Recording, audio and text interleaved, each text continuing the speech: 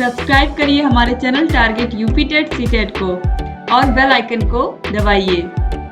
Hello friends, मैं रेनू स्वागत करती हूँ आप सभी भावी अध्यापक एवं अध्यापिकाओं का आपके अपने channel target UP TET CTET. दोस्तों, आज की इस वीडियो में हम आपके डीएलएड सेकेंड सेमेस्टर के इंग्लिश सब्जेक्ट के पवन सीरीज के मोस्ट इंपॉर्टेंट अतलगुत्री क्वेश्चंस को पढ़ने वाले। दोस्तों, मैं आपको पहले बता दूं कि ये दो पार्ट में हम पढ़ेंगे। तो चलिए, यहाँ पर हम फर्स्ट पार्ट पहले पढ़ेंगे इस वीडियो में और इसके बाद इसका एक और पार्ट आएगा। इसके अलावा आपके राजन सीरीज को मैंने सब खत्म कर दिया ऑलरेडी, सारे क्वेश्चंस को पढ़ा करके। इसके अलावा इसके पवन सीरीज के जो बहुविकल्पी क्वेश्चंस हैं वो भी मैंने पढ़ा दिया है, तो उसकी भी लिंक आपको मिल जाएगी डिस्क्रिप्शन बॉक्स और कमेंट बॉक्स। चलिए स्टार्ट करते हैं क्वेश्चन नंबर 1 से। Change the following into interrogative sentence. He will never forget my kindness. देखिए, इसको बनाना है हमें प्रश्नवाचक वाक्य में। तो he will never forget my kindness का हो जाएगा। यहाँ पर देखिए, ये जो विल है हेल्पिंग वर्ब, ये आगे आ जाएगा विल, उसके बाद सब्जेक्ट, फिर उसके बाद यहाँ पर देखिए नेवर का हो जाएगा एवर। ठीक है, तो will he ever forget my kindness. इसके बाद देखिए क्वेश्चन नंबर 2 है, correct the following sentence. We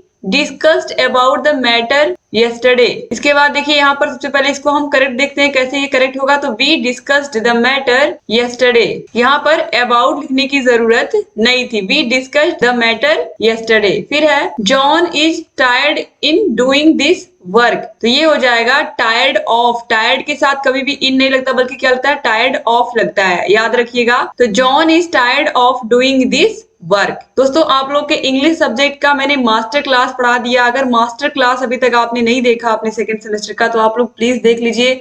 English का जितना भी डर होगा आपका खत्म हो जाएगा। और केवल इंग्लिश की नहीं, बल्कि हर विषय की फर्स्ट पेपर से लेकर के जितने पेपर आपके सेकंड सेमेस्टर में है, 7 के 7 पेपर के मास्टर क्लास की लिंक आपको डिस्क्रिप्शन बॉक्स, कमेंट बॉक्स दोनों जगह मिल जाएगी। और अगर आपको मास्टर क्लास नहीं मिल रही है तो आप कमेंट करिए, हम कमेंट के नीचे आपको उसकी लिंक प्रोवाइड कर देंगे। क्योंकि हमारा एक यही उद्देश्य है कि आप में से किसी भी बच्चे का बैक ना लगे। क्योंकि एक भी प्रशिक्षु का अगर बैक लगता है तो हमारी जो इतनी मेहनत कर रहे हैं, इतनी मेहनत से पढ़ा रहे हैं, वो मेहनत बेकार हो जाएगी। तो आप लोग प्लीज सभी प्रशिक्षु सारे वीडियोस को देख करके जाइए। और अगर इंग्लिश में डर लग रहा है तो इंग्लिश की मास्टर क्लास आप देख लीजिए, इंग्लिश की सारी वीडियोस देख लीजिए।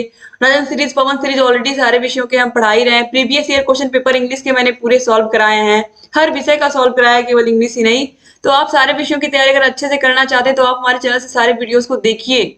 और अच्छे से देखेंगे तभी आपकी तैयारी भी अच्छे से हो पाएगी। केवल आपको एक ईयरफोन लगाना है कान में और सारे वीडियोस को केवल सुन लेना है। आपको पढ़ने की भी, आपको देखने की भी जरूरत नहीं। अगर आप खाली सुन के जाते हो तो भी आप एग्जाम में बहुत अच्छा स्कोर करके आओगे। अब यहाँ पर देखिए क्वेश्चन नंबर दूसरा भी आपने देख लिया। यहाँ पर क्वेश्चन नंबर तीसरा देखते हैं। Change the following into indirect speech. He said, I am hungry. उसने कहा कि मैं भूखा हूँ। इसको हमें चेंज करना है इनडायरेक्ट स्पीच में। तो ये हो जाएगा he said that he was hungry। ये प्रेजेंट इंडेफिनिट में था, ये किसमें चला गया, पास्ट इंडेफिनिट में। फिर देखिए Raju said Ramesh has been eating food। तो ये हो जाएगा Raju said that Ramesh had been eating food. ठीक है, यहाँ पर हैज बीन का क्या हो गया, हैड बीन हो गया। ये देखिए 2019 में ये दोबारा पेपर हुआ था और ये सारे के सारे क्वेश्चन पूछे गए हैं। अब इसके बाद क्वेश्चन नंबर 4 पे आते हैं। Right one word for the following expression. The science of vegetable life, इसको कहते हैं the science of vegetable life को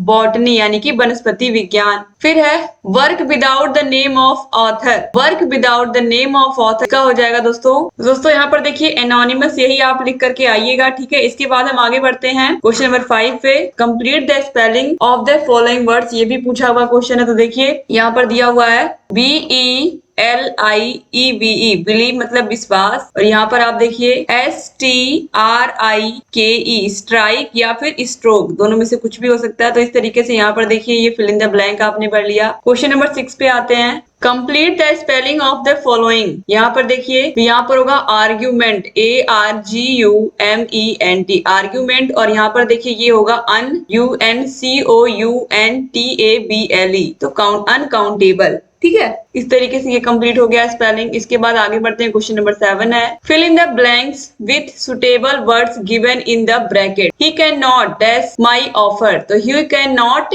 एक्सेप्ट, ACCEPT, एक्सेप्ट मतलब स्वीकार करना होगा। ठीक है, इसके बाद देखिए do not walk dash footed यानी कि बेयर फुटेड। बेयर मतलब BARE, नंगे पैर, यानी कि नंगे पैर वॉक मत करो, यहाँ पर कहा गया है। इसके बाद आगे बढ़ेंगे। क्वेश्चन नंबर 8 है।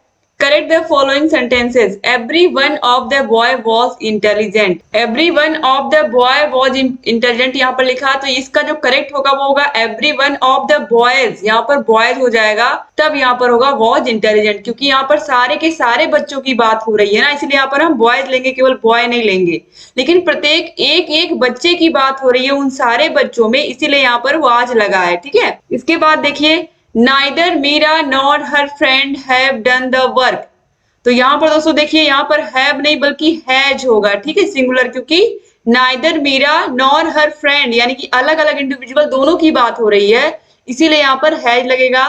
तो neither Mira nor her friend has done the work। Question number 9 है, Transform the following sentences by changing the degree of comparison as directed against each। Lata Mangeshkar is the best singer of India, इसको हमें positive में change करना है। तो no other singer in India as good as Lata Mangeshkar. फिर है Rita is not so tall as Gita, इसको हमें कंपेरेटिव में चेंज करना है।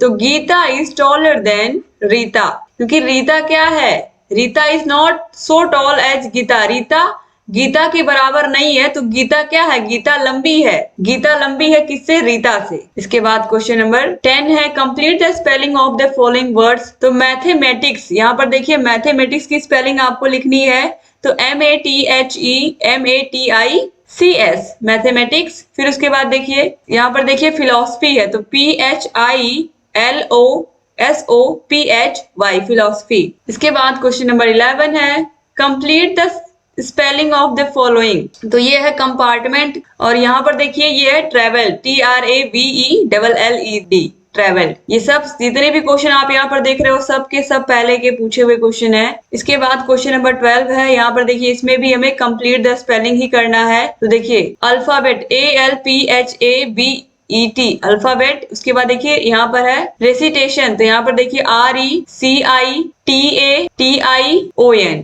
इसके बाद क्वेश्चन नंबर 13 है, write one word for the following expression. 2017 में ये भी पूछा गया है। Someone who pursues a study और sport as a pastime, तो ये है एमाच्योर। फिर है अ गैदरिंग ऑफ स्पेक्टेटर्स और लिसनर्स एट ए परफॉर्मेंस, जैसे कि टीवी में रियलिटी शोज आते हैं, तो उसमें रियलिटी शोज में कुछ लोग परफॉर्मेंस करते हैं और कुछ लोग बैठ के देखते हैं, स्पेक्टेटर्स।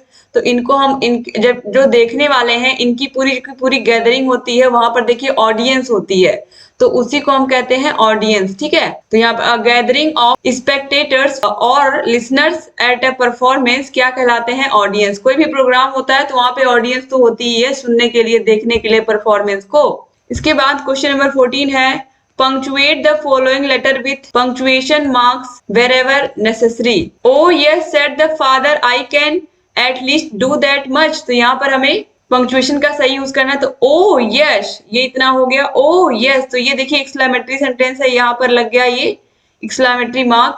उसके बाद बंद किया इसको हमने डबल नोटेड कॉमा में, फिर देखिए यहाँ पर कॉमा लगाया, said the father I can at least do that much। फिर यहाँ पर देखिए ये भी क्या है, इन्वर्टेड कॉमा में बंद हो गया। इसके बाद देखिए अगला है क्वेश्चन नंबर 15 पे आते हैं, correct the following sentence yours truly. ये होगा योर्स ट्रूली, यहाँ पर एपिस्ट्रोफी नहीं रहेगा, जो कॉमा लगा है। फिर है Tom is older than me, तो ये हो जाएगा Tom is older than I am। इसके बाद क्वेश्चन नंबर 16 है, explain the specific aims of teaching English at school level. तो according to Thomson and Yard there are 4 specific aims of teaching English are to understand spoken English, to speak English, to understand written English. इसके बाद आगे बढ़ते हैं, question number 17 है, right the one principle of language learning in teaching English.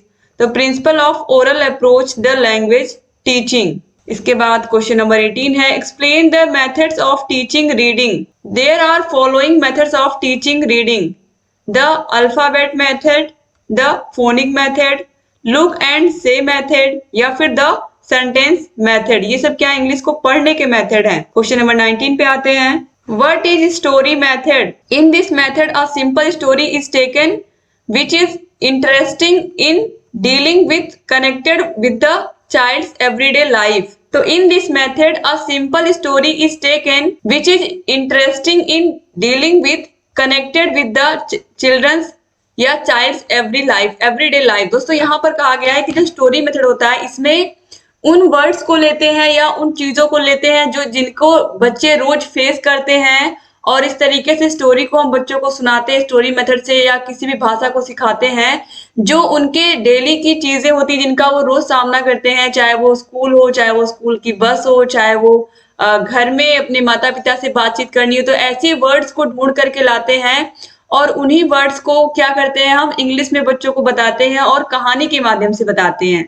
Question number 20 है define the definition of approach. तो यहाँ पर देखिए, Anthony defines approach in these words, it states a point of view और philosophy और an assumption which one believes but cannot necessarily prove। यानी कि यहाँ पर क्या है, अप्रोच का मतलब ये है कि मतलब यहाँ पर हम क्या कर सकते हैं, इसमें केवल हम assumption कर सकते हैं, ठीक है, इसको हम प्रूफ नहीं कर सकते हैं। इसके बाद क्वेश्चन नंबर 21 है explain the different approach and methods of teaching English.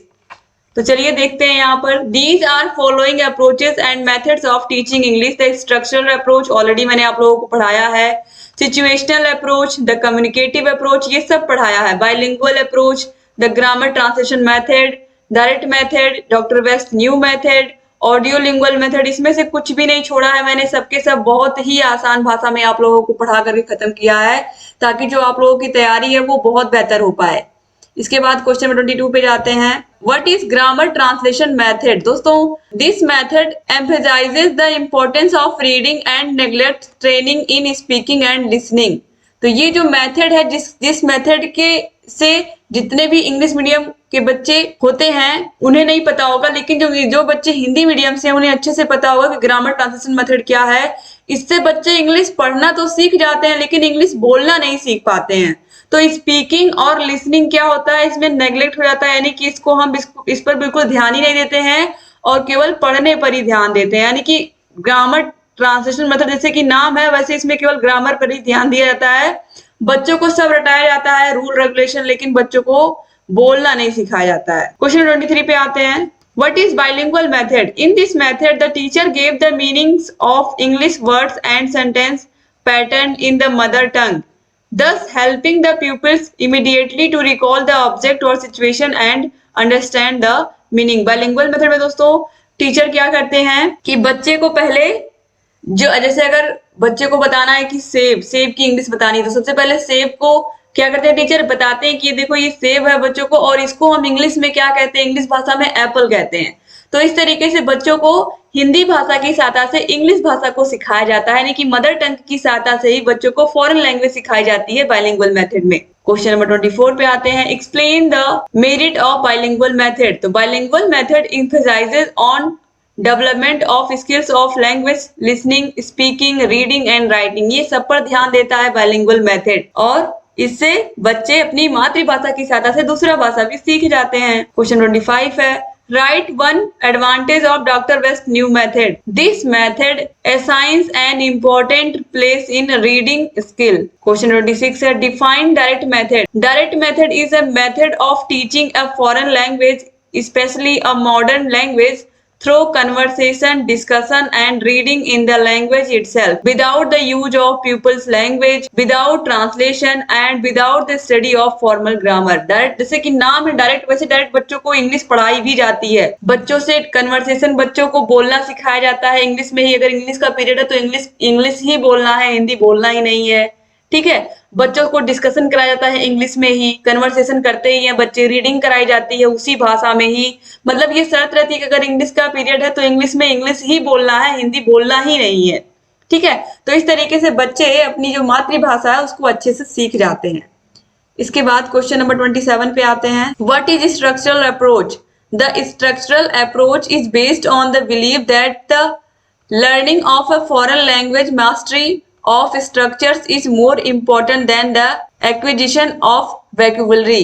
यहाँ पर दोस्तों बताया गया है इस स्ट्रक्चरल अप्रोच में कि जो वर्ड्स होते हैं, सेंटेंस होते हैं, उनको सही प्रकार से कहाँ पर सब्जेक्ट होता है, कहाँ पे ऑब्जेक्ट होता है, कहाँ पे वर्ब होता है, ये बच्चों को सिखाना बहुत जरूरी होता है। यानी कि जो सेंटेंस है उसको सही से बनाना आना चाहिए बच्चों को। तो ये स्ट्रक्चरल जो अप्रोच है वो मुख्य रूप से इन्हीं पे ध्यान देता है, और सेंटेंस पैटर्न और वर्ड पैटर्न दोनों पे ध्यान देता है।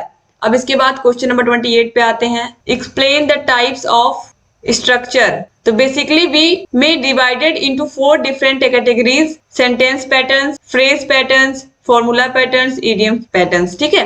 क्वेश्चन 29 है, write one object of structural approach to teach the 4 fundamental skills namely over an essential vocabulary of about 3000 root words for active use। दोस्तों इसमें बच्चों को 3000 के आसपास वोकेबुलरी याद करवा दी जाती है कि जो बच्चे अपने डेली लाइफ में यूज करते हो, जिन वर्ड्स को, जिनकी सहायता से वो सेंटेंस को बना पाए। ठीक है। इसके बाद क्वेश्चन नंबर 30 पे आते हैं। Write the other name, nickname of structural approach. तो इसको हम कहते हैं ओरल अप्रोच भी कहते हैं, याद रखिएगा, मोस्ट इंपोर्टेंट क्वेश्चन है। क्वेश्चन नंबर 31 है, write few words on audio method। In the audiolingual method, languages forms do not occur by themselves. They occur most naturally within a context. The audiolingual method was developed in the United States during World War II। इसके बाद question number 32 है दोस्तों। तो यहाँ पर देखिए audiolingual method जो है ये कब आया था? तो ये वर्ल्ड वॉर सेकेंड के टाइम पर ये क्या हुआ था? डेवलप हुआ था। ठीक है। What is communicative approach? तो the communicative approach is a learner centred approach, यानी कि जो बच्चा सीख रहा है उसी को ध्यान में रख कर ये बनाया गया है। ठीक है। Communicative approach, in this approach everything from fluency of saying something, accuracy and appropriateness and equally important. ठीक है। तो यहाँ पर बताया गया है कि बच्चों को जब हम सिखाते हैं तो उसको ध्यान में रख करके सिखाते हैं, और जो भी हम बोलते हैं उसमें फ्लुएंसी का ध्यान रखना है, क्योंकि आप जो भी बच्चे को बचपन में सिखा देंगे वो चीज बच्चे को वैसे ही याद हो जाती है जीवन भर के लिए। तो फ्लुएंसी, एक्यूरेसी, इन सब पर ध्यान देना होता है कि जब हम बच्चे को फॉरेन लैंग्वेज या इंग्लिश सिखा रहे होते हैं। क्वेश्चन 33 है, what is prose? According to Coleridge, prose is the words in their best order. Prose क्या होते हैं? वर्ड्स होते हैं जो अपने बेस्ट ऑर्डर में लगे होते हैं, जैसे कि कहानी हुई, ये प्रोज है। और कविता क्या हुई? कविता पोएट्री हो गई। क्वेश्चन में 34 है, write two aims of prose. तो प्रोज पढ़ाने का, कहानियां पढ़ाने का उद्देश्य क्या होता है? To prepare them for silent reading. Silent reading के लिए हम क्या करते हैं? बच्चों को प्रिपेयर करते हैं। To develop their active and passive vocabularies. ठीक है। क्योंकि बच्चे कहानियों में ही तो शब्दों को पढ़ते हैं, तो इस तरीके से बच्चों की वोकेबुलरी भी मजबूत होती है, उनका शब्द ज्ञान भी और बढ़ता है। क्वेश्चन नंबर 35 है, गिव डेफिनेशन ऑफ पोएट्री। तो प्रोफेसर हडसन के अनुसार poetry is made out of life, belongs to life and exist for life only. तो दोस्तों जो पोएट्री है, आपको पता है कि पोएट्री क्या है? पोएट्री यानी कि कविताएं, जिसको बच्चे गा करके या लय में, सुर में, ताल में गाते हैं, इसको बोलते हैं। तो जो पोएट्री होती है, इससे क्या होता है? इससे बच्चों का जो माइंड है वो क्या होता है? वो खुलता है। एक तरीके से हम कह सकते हैं कि बच्चों के सोचने समझने की क्षमता बहुत बहुत धीरे धीरे बढ़ती है, क्योंकि जो कविताएं होती हैं उसमें बहुत सारी चीजें ऐसी होती है जो कल्पना में होती हैं, रियल में नहीं होती हैं। तो कहानियों से बच्चों की इमेजिनेशन पावर, जो कविताएं होती हैं उससे भी बच्चों की इमेजिनेशन पावर बहुत अच्छी होती है, और बच्चों को अच्छे लगती है सुनने में भी कहानियां, क्योंकि कोई भी चीज अगर कविता के माध्यम से अगर हम बच्चों को पढ़ाते हैं तो बच्चों को जल्दी याद होता है। जैसे कि अब बच्चों को अगर अच्छी आदतें हमें सिखानी है तो एक कविता, हुआ सवेरा चिड़िया बोली तब बच्चों ने आंखें खोली, इस तरीके से यहाँ पर क्या होता है कि एक लय में बच्चे सीखते भी हैं, और बच्चे सीखते भी हैं कि उस कविता के माध्यम से हमें किस तरीके से अपने डेली लाइफ में अपने रोज के कामों को खत्म करके स्कूल आना चाहिए। इसके बाद देखिए क्वेश्चन में 36 पूछा है, give the 2 aims of teaching poetry. तो to enable students to appreciate the beauty, क्योंकि बहुत सारी कविताएं होती है इसमें नेचर का गुणगान किया गया होता है, ईश्वर का गुणगान किया गया होता है। फिर देखिए rhyme and style of the poem. Poem में क्या होते हैं? राइम वर्ड्स होते हैं। ठीक है। तो इस तरीके से बच्चे राइम वर्ड्स भी सीखते हैं, जैसे आराम, फिर आता है काम, इस तरीके से राइमिंग वर्ड्स भी बच्चे सीखते हैं। क्वेश्चन 37 है, explain the aspects of poetry. Poetry has 3 aspects, emotional होते हैं, इमेजिनेटिव होते हैं और रिदमिक होते हैं। क्वेश्चन 38 है, what is language games. Language games क्या होते हैं जिससे बच्चों को हम लैंग्वेज, भाषा को आसानी से सिखाते हैं। इसमें हम अपोजिट वर्ड्स के गेम बनाते हैं बच्चों के लिए, इस तरीके के इंटरेस्टिंग चीजें बनाते हैं कि बच्चों को आसानी से वो गेम क्या लगे, अच्छे लगे। Language games are an admirable way to practise language because they place language in a social context. The child is encouraged to use all the linguistic knowledge capacity activity. तो दोस्तों जो लैंग्वेज गेम्स होते हैं ये क्या करते हैं, हमारी उस लैंग्वेज को सीखने की जो क्षमता है उसको क्या करते हैं, बढ़ाते हैं। और विभिन्न प्रकार के गेम्स बच्चों को स्कूलों में खिलाया जाता है ताकि जो लैंग्वेज है, जो भाषा है, उनको आसानी से समझ में आए। उसको चार्ट पेपर की मदद से या फिर टीएलएम बना करके शिक्षक स्कूलों में बच्चों को सिखाते हैं। इसके बाद क्वेश्चन 39 है, व्हाट इज कन्वर्सेशन। कन्वर्सेशन क्या होता है, वार्तालाप क्या होता है। दो व्यक्तियों के बीच में क्या होता है, डायलॉग का आदान प्रदान होता है। पहला व्यक्ति कुछ बोलता है तो वह दूसरा सुनता है, फिर दूसरा बोलता है, पहला सुनता है। तो conversation is a dialogue between two persons. फिर क्वेश्चन नंबर 40 है, how many vowels A to Z. तो ए टू जेड में कितने स्वर हैं, ए टू जेड अल्फाबेट में ए ई आई ओ यू 5 ही तो हैं, तो 5 वॉवेल हो गए। क्वेश्चन नंबर 41 है, choose the correct word from the bracket and write in the blank. तो J for jug, L for lion, X for Xmas tree. इसके बाद क्वेश्चन नंबर 42 है, rearrange the jumbled by letters in the correct alphabetical order. तो यहाँ पर देखिए L M N O P हो गया, ठीक है। फिर यहाँ पर देखिए U V W X Y हो गया। फिर तीसरा है Q R S U V हो गया। इसके बाद क्वेश्चन नंबर 43 है, how many consonants in A to Z. तो कॉन्सोनेंट जब 26 अक्षर में से 5 अक्षर निकल गए तो कितने बचे, 21। तो 21 क्या हो गए, व्यंजन यानी कि कॉन्सोनेंट हो गए। इसके बाद क्वेश्चन नंबर 44 है, राइट 5 नेम्स ऑफ वेजिटेबल। तो potato, pea, tomato, ginger, carrot. इसके अलावा कॉलीफ्लावर भी आप लिख सकते हो, ब्रिंजल लिख सकते हो। ये सब क्या वेजिटेबल्स ही तो हैं। फिर है question number 45, right 5 names of wild animals. तो एनिमल्स जानवरों के नाम है, एलिफेंट है, फॉक्स है, लायन है, वोल्फ है, बियर है, कैट है। क्वेश्चन नंबर 46 है, राइट 5 नेम ऑफ बर्ड्स। तो पैरट है, पिगन है, वल्टर है, क्रो है, क्रेन है। क्वेश्चन नंबर 47 है, write 5 names of pet animals. तो डॉग है, काऊ है, कैट है, ऑक्स है, गोट है। इन सबको क्या करते हैं, हम पालते हैं। क्वेश्चन नंबर 48 है, write 5 name of fruits. Fruits के नेम, फलों के नेम, मैंगो है, एप्पल है, पपाया है, ग्रेप्स है, बनाना है, ऑरेंज है। ये सब क्या है, फ्रूट्स है। क्वेश्चन नंबर 49 है, राइट 5 नेम ऑफ प्लांट्स। तो पिचर प्लांट, कोबेलिटी, संड्यू, ट्यूलिस, एलोवेरा। क्वेश्चन नंबर 50 है, write name of days in a week. तो 7 दिनों के नाम यहाँ पर लिखने हैं, सप्ताह के, Sunday, Monday, Tuesday, Wednesday, Thursday, Friday, Saturday. Question number 51 है, right 11 to 20 fingers in words. तो यहाँ पर हमें क्या करना है, right the 11 to 20 figures in word, यानी कि 11 to 20 को हमें वर्ड्स में लिखना है। तो 11 हो गया ELEVEN, 12 TWELVE, 13 THIRTEEN, 14 FOURTEEN, 15 FIFTEEN, 16 SIXTEEN, 17 SEVENTEEN, 18 EIGSTEEN, 19 और 20। क्वेश्चन 52 है, right the following figures in words. तो देखिए 19 NINETEEN, फिर 42 FORTY2, फिर 70 SEVENTY 79, फिर 89 80 EIGSTYNINE 9। फिर क्वेश्चन नंबर 53 है, write one example of simple sentence. I read a poem, I go to school. ये भी तो सिंपल हो गया, जिसमें केवल एक ही सब्जेक्ट है, एक ही ऑब्जेक्ट है और एक ही क्या है, वर्ब है। क्वेश्चन नंबर 54 है, what is our national game. क्या है, हॉकी है। क्वेश्चन नंबर 55 है, complete the following sentences with suitable article. The garden had an apple, a के आगे एन एप्पल ट्री, फिर orange an orange tree, and a guava tree. तो देखिए ए के आगे एन, ओ के आगे एन, क्योंकि ये क्या है, वॉवेल है, वॉवेल से शुरू होने वाले शब्द हैं। और यहाँ पर देखिए जी है, कॉन्सोनेंट है, तो इसके आगे ए लगेगा, ठीक है। तो इस तरीके से यहाँ पर आपने देख लिया, 2015 में ये क्वेश्चन पूछा गया है। क्वेश्चन नंबर 56 पे आते हैं, write the principle of second language approach for developing reading skills. Write principle of the second language approach for developing reading skills. In the beginning the same matter should be given to read with has been practical orally. यानी कि बच्चों को ऐसी चीजें दी जाती हैं जिनका बच्चे ओरल में प्रैक्टिस कर पाए, आसान चीजें। क्वेश्चन नंबर 57 है, give one advantage of reading allowed.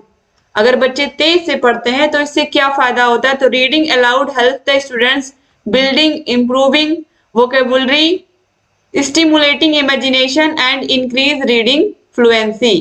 Question number 58 पे आते हैं, give one advantage of silent reading. Silent reading का क्या फायदा होता है? तो अगर आप तेज तेज पढ़ोगे तो आपकी स्पीड कम होगी, और अगर आप मन में पढ़ोगे, साइलेंट पढ़ोगे, तो आपकी स्पीड बहुत तेज होगी। It is quicker and therefore saves time. अगर आप मन में पढ़ते हो तो आपका टाइम जो होता है वो सेव होता है, बचता है। क्वेश्चन 59 है, what do you mean by part of speech? Part of speech का मतलब आप क्या समझते हो? तो the major categories into which the vocabulary of a language is divided are known as part of speech. They are 8 in number in English language. ठीक है, देखिए, noun, pronoun, verb, adjective, adverb, preposition, conjunction और interjection. Question number 59 है, give the difference between noun and pronoun. तो noun is the name of person, place, animal और thing. Noun is the name of person, place और thing. आपको परिभाषा तो रटी हुई होगी ही। तो किसी भी व्यक्ति, वस्तु या स्थान के नाम को हम संज्ञा कहते हैं। It performs several function in English but namely is clearly the most important. Common noun में बॉय, गर्ल आते हैं। प्रॉपर नाउन में राम, कानपुर आता है, या इसके अलावा जितने भी शहरों के नाम होंगे सब आएंगे, व्यक्तियों के नाम आएंगे। कलेक्टिव नाउन में क्राउड, भीड़, नेवी, जहां पर ढेर सारे लोग इकट्ठे होते हैं, जहां पर ये नहीं पता कौन लड़की कौन लड़का, केवल भीड़ की कोई पहचान होती है, आदमी एक ही औरत है। मटेरियल नाउन जैसे कि वुड हुआ, मिल्क हुआ, ये सब क्या मटेरियल नाउन है। एब्स्ट्रैक्ट नाउन भाववाचक संज्ञा, एंगर है, फियर है। तो ये 5 प्रकार के नाउन होते हैं। एग्जाम में बार बार पूछा भी गया, आपके याद रखिएगा, 2015 में देखिए ये क्वेश्चन आया है। फिर प्रोनाउन। प्रोनाउन क्या है? Pronoun is a word which is used instead of a noun. Noun की जगह पर प्रयोग होने वाले वर्ड्स को हम प्रोनाउन कहते हैं। इसमें ये 8 प्रकार के होते हैं। पर्सनल प्रोनाउन में आई, वी, अस आते हैं। रिलेटिव प्रोनाउन में हु, विच आता है। इंट्रोगेटिव प्रोनाउन में हुज, हुम आता है। डिमॉन्स्ट्रेटिव प्रोनाउन में माई, योर आता है। रिफ्लेक्सिव प्रोनाउन में माई सेल्फ, हिमसेल्फ आता है। Definite pronoun ones, none, few आते हैं। डिस्ट्रीब्यूटिव प्रोनाउन में आइदर, नाइदर, इसके अलावा और भी आते हैं। तो इस तरीके से ये 8 प्रकार के होते हैं प्रोनाउन। इसके बाद क्वेश्चन नंबर 60 है, explain the kinds of gender. Gender कितने प्रकार के होते हैं? तो जेंडर 4 प्रकार के होते हैं। मैस्कुलिन जेंडर जिसमें मैन, हॉर्स, ये सब आएंगे। फेमिनिन जेंडर यानी कि महिलाएं, यानी कि स्त्रीलिंग, ये पुलिंग आपने देखा, ये स्त्रीलिंग, वुमेन, डक। इसके बाद कॉमन जेंडर में मेल एंड फीमेल बोथ आते हैं, तो स्टूडेंट, चाइल्ड। और न्यूटर जेंडर में लाइफलेस थिंग्स आती हैं जिनमें जान नहीं होती, जैसे कि पेन हुआ, बुक हुआ, चेयर हुआ। क्वेश्चन नंबर 61 है, गिव द आर्टिकल्स। तो यहाँ पर हमें आर्टिकल के बारे में बताना है। तो आर्टिकल्स कितने होते हैं? 3, ए, एन और द। तो a article is used before consonant sound of countable noun, जैसे कि a boy, a girl. An कहाँ लगता है? An article is used before vowel sounds of countable noun, जैसे कि an apple, an owl, an orange. फिर है the article is definite article, this is used to refer a particular person, place और thing and unlike things, जैसे कि the सन। यहाँ पर the सन के आगे द सन, मून के आगे द मून, क्योंकि ये यूनिवर्स में अकेले हैं। क्वेश्चन नंबर 63 है। क्वेश्चन नंबर 62 पे आते हैं दोस्तों, what do you mean bye adjective. तो एडजेक्टिव वे वर्ड होते हैं या विशेषण वे शब्द होते हैं जो नाउन या प्रोनाउन की विशेषता बताते हैं। तो adjective is a word which describes quality and quantity, number and serial of noun और pronoun. He is an old man. यह मैन है लेकिन कैसा? ओल्ड है, बूढ़ा है। तो ये बूढ़ा क्या है? इसकी विशेषता है। तो यहाँ पर ओल्ड क्या हो जाएगा? एडजेक्टिव हो जाएगा। क्वेश्चन नंबर 63 है, what is sentence. Sentence is the group of words which makes complete sentence, जैसे कि ही गोज टू स्कूल, वह स्कूल जाता है। तो ये कंप्लीट सेंस दे रहा है, ग्रुप ऑफ वर्ड्स भी है। इसके बाद क्वेश्चन नंबर 64 पे आते हैं, how many kinds of sentences. तो सेंटेंस 6 प्रकार के होते हैं और 6 के 6 प्रकारों के नाम मैंने आप लोगों को बताए हैं। दोस्तों यहाँ पर देखिए 6 है और 6 मैंने आप लोगों को बताया भी है, लेकिन यहाँ पर मैंने ये भी बताया कि जो असर्टिव सेंटेंस होता है, पहला जो होता है वो होता है असर्टिव सेंटेंस। और जो असर्टिव सेंटेंस होता है इसको 2 पार्ट में बांटा जाता है। तो असर्टिव सेंटेंस को 2 पार्ट में बांटते हैं, तो एक पॉजिटिव होता है, एक पॉजिटिव और एक नेगेटिव होता है। ठीक है, तो इन दोनों को भी एक एक दो, फिर इसके बाद तीसरा, पॉजिटिव को पहला माना गया, नेगेटिव को दूसरा, फिर उसके बाद इंट्रोगेटिव को तीसरा, फिर इंपरेटिव को चौथा, फिर एक्सक्लेमेटरी को 5वां और ऑप्टेटिव को 6वां माना गया है। तो इस तरीके से positive sentence, negative sentence, assertive sentence, interrogative sentence, imperative sentence, exclamatory sentence और ऑप्टेटिव सेंटेंस, टोटल मिलकर के 6 यहाँ पर बताए गए हैं और 6 ही आपके कोर्स में है, इसलिए आप 6 जरूर याद रखिएगा अगर आपके एग्जाम में आएगा तो भी। क्वेश्चन नंबर 65 है, transform the following sentence by changing underline noun word into verb. He write a letter. ठीक है, तो यहाँ पर हो गया ही रोट अ लेटर। यहाँ पर देखिए राइट का सेकेंड फॉर्म है यहाँ पर। ठीक है, इसके बाद क्वेश्चन नंबर 66 है, how many kinds of degree. तो डिग्री जो होता है वो 3 प्रकार का होता है, पॉजिटिव डिग्री, कंपैरेटिव डिग्री और सुपरलेटिव डिग्री। तो इस तरीके से यहाँ पर आपने आधे के आधे क्वेश्चंस को कंप्लीट कर लिया फर्स्ट पार्ट में। अब सेकंड पार्ट को हम देखेंगे। उम्मीद करती हूँ कि आप लोगों को वीडियो पसंद आई होगी और आप लोग इसको अपने फ्रेंड्स को जरूर शेयर करोगे। दोस्तों प्लीज शेयर करिएगा और आपको 8 के 8 विषयों की लिंक डिस्क्रिप्शन बॉक्स और कमेंट बॉक्स में वीडियो के नीचे आपको मिल जाएगी। और सारे विषयों की मास्टर क्लास की अलग प्लेलिस्ट हमने बना दी है, मास्टर क्लास आप जरूर देखिएगा। अगर अभी तक आपने डीएलएड सेकंड सेमेस्टर का कुछ भी नहीं पढ़ा है तो वहां पर आपको सारे के सारे विषय अच्छे से एकदम याद हो जाएंगे। और अगर चैनल को सब्सक्राइब नहीं किया तो प्लीज सब्सक्राइब भी कर दीजिए दोस्तों। और बगल में घंटी का निशान होगा, उसको प्रेस करना मत भूलिएगा। टेलीग्राम चैनल को भी ज्वाइन कर लीजिए। टेलीग्राम पर आपको सारे विषयों की पीडीएफ तो मिलती ही है और हर विषय की वीडियो भी मिल जाती है, आपको ढूंढना नहीं पड़ेगा। सारे विषयों की प्लेलिस्ट बनाकर हमने वहां पर भी शेयर कर रखा है, तो आप लोग वहां पर भी जुड़ जाइए और वीडियो को जरूर शेयर करिएगा। थैंक यू सो मच दोस्तों वीडियो को पूरा देखने के लिए। आप सारे के सारे विषयों को देख लीजिए, इंग्लिश के सारे विषयों को, केवल इंग्लिश ही नहीं हर विषय को हमने पढ़ा दिया है। और सारे विषयों को ऐसे देखते रहिए और अपनी तैयारी को बेहतर बनाते रहिए। जय हिंद दोस्तों।